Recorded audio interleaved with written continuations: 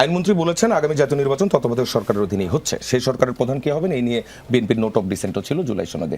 কে হবেন তত্ত্বাবধায়ক সরকারের প্রধান এই নিয়ে জামাতের কি অবস্থান, এবং এইমাত্র যে কথাটি আসলো সেটি হচ্ছে সংবিধান সংশোধনের যে কমিটিতে আপনাদের সদস্য আহ্বান করা হয়েছে, কিন্তু আপনারা এখনো পর্যন্ত সেখানে কোনো সদস্য দেননি। তো সেই হিসেবে এইটার আসলে ফয়সালাটা কিভাবে হতে যাচ্ছে? 3 মিনিট। ধন্যবাদ আপনাকে, ধন্যবাদ সম্মানিত দর্শকবৃন্দ, সম্মানিত সহ আলোচকবৃন্দ। আজকে যে আলোচনা আপনারা শুরু করেছেন এটা মূলত পঞ্চদশ সংশোধনীর বাতিলের যে রায়কে কেন্দ্র করে। দেখুন, রায়ে মৌলিকভাবে 4টি বিষয়কে মোটামুটি সমাধানের দিকে যাওয়া হয়েছে, কিন্তু বড় একটা রায়ের মধ্যে আমি বলবো দুর্বলতায় রয়ে গিয়েছে। মৌলিক সমাধানের জায়গায় তারা বলেছে এগুলো আমরা সমাধান করব না, এগুলো নীতিগত বিষয় বা পলিসি ম্যাটার। সংবিধানের 7 এবং 7-এর ক খ সংবিধান পরিবর্তনকে অবৈধ ঘোষণা করা হয়েছিল, রাষ্ট্রদ্রোহিতা বলা হয়েছিল, সেটাকে বাতিল করা হয়েছে। বলা হয়েছে এটা একটা লিভিং ডকুমেন্ট, এটা কোনো মানে ঐশী গ্রন্থ না যে পরিবর্তন করা যাবে না। গণভোটের বিধান আবার ফিরে এসেছে। 47-এর ঘতে বলা হয়েছে নিম্ন আদালতের রিটের আবেদনের যে ক্ষমতা দেওয়া হয়েছিল সেই ক্ষমতা বাতিল করা হয়েছে। এরপরে বলা হয়েছে তত্ত্বাবধায়ক সরকার ব্যবস্থা বাতিল করা হয়েছিল, সেটাকে এখন আবার বাতিল করা হয়েছে। তবে সংসদের হাতে বড় একটা অংশকে ছেড়ে দেওয়া হয়েছে। তত্ত্বাবধায়ক ব্যবস্থা কিভাবে হবে, কেমন হবে, কোন প্রক্রিয়া এটা বাছাই হবে, নীতিগত এই বিষয়গুলো মানে আমি বলবো যে কোর্ট তার ঘাড়ে এই কাজটা করতে চায়নি, যেটা ফেসিবাদী সরকার করেছিল, যে কোর্টের ঘাড়ে বন্দুক রেখে তারা এই কাজগুলো আদায় করেছিল। এটা সংসদের উপর ছেড়ে দেওয়া হয়েছে।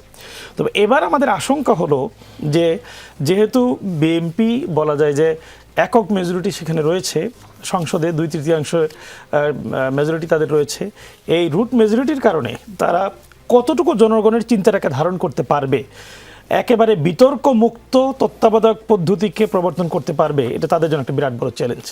আমি মনে করি বিএনপির জন্য একটা বড় শিক্ষা হলো 2006 থেকে 8 পর্যন্ত বাংলাদেশে যে অস্থিরতা তৈরি হয়েছিল সেটার মূল কারণ কিন্তু ছিল তত্ত্বাবধায়ক ব্যবস্থা। একই সাথে গত 17 বছর আমরা যে ফেসিবাদের কবলে ছিলাম সেটার সূচনাও হয়েছিল কিন্তু আমি মনে করি এই তত্ত্বাবধায়ক ব্যবস্থা বাতিলের মধ্য দিয়ে।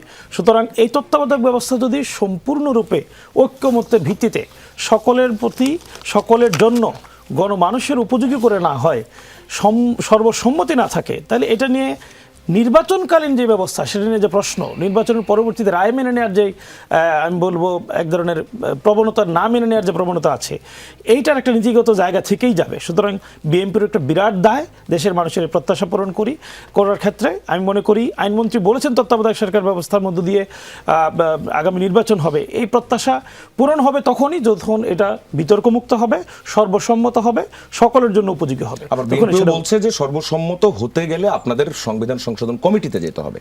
সংবিধান সংশোধন কমিটির মানে জায়গাটাতে আমরা একেবারে শুরু থেকেই বলছি, এটা তাকে আমরা একেবারে ওতপ্রোতভাবে থাকতে চাই যেই পদ্ধতিতে আপনারা ইতিমধ্যে সর্বসম্মত হয়ে নির্বাচনে এসেছেন, সেটা হলো গণভোটের রায়ের ভিত্তিতে।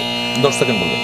গণভোটের রায়ের ভিত্তিতে আপনারা আপনাদের জায়গা থেকে এই কাজটাকে মানে এগিয়ে নিয়ে যাবেন, সেটা কথা ছিল। কিন্তু আপনারা শুরুতেই তো আমাদেরকে ধাক্কা দিয়েছেন যে আপনারা গণভোটের রায়টা মানেন না, সেই পদ্ধতির মেনে সংবিধান সংশোধন সেই পদ্ধতি তো সেই পথে তো আপনারা আসলেন না। না আসার কারণে একটা সংশয় থেকেই যায় যে আসলে আপনারা আপনাদের কতটুকু সদিচ্ছাকে ধারণ করে এটা বাস্তবায়ন করতে চান।